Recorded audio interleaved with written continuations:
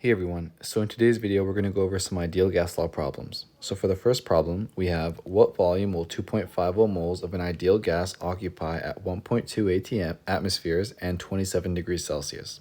So firstly, we have to convert our temperature to Kelvin. We got it, it's currently in degrees, we have to convert it to Kelvin. So it's going to be 27 plus 273 is going to be equal to 300 Kelvin. And now we can write out our equation. PV is equal to nRT. We want to isolate for V, so V is equal to nRT over P.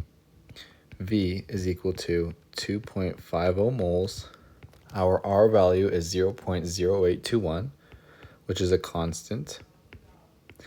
And then our temperature is 300 Kelvin all over 1.20 atmospheres, and our final volume is going to be 51.31 liters.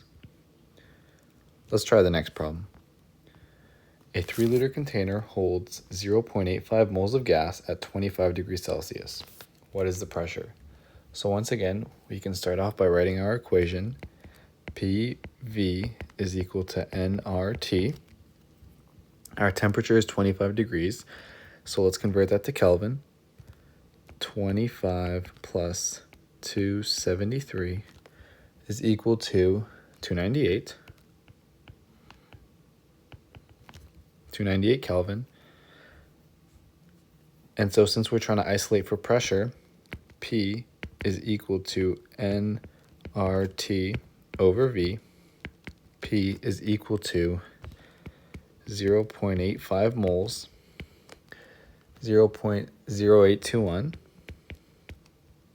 which is once again the R constant, and then 298 Kelvin all over 3 liters. And our final pressure is going to be equal to 6.94 atmospheres.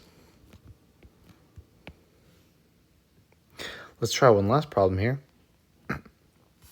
What is the temperature of a 0.75 mole of gas occupying 5 liters at 1.058 atmospheres? So once again, let's write out our equation. PV is equal to, that's a big V, is equal to nRT. We're trying to isolate for temperature, so temperature is going to be equal to PV over nR. Temperature is going to be equal to 1.05 atmospheres times 5 liters over our moles, which is 0.75, and then our R value, which is 0.0821. And our final temperature is going to be it's going to be exactly 85.27 Kelvin.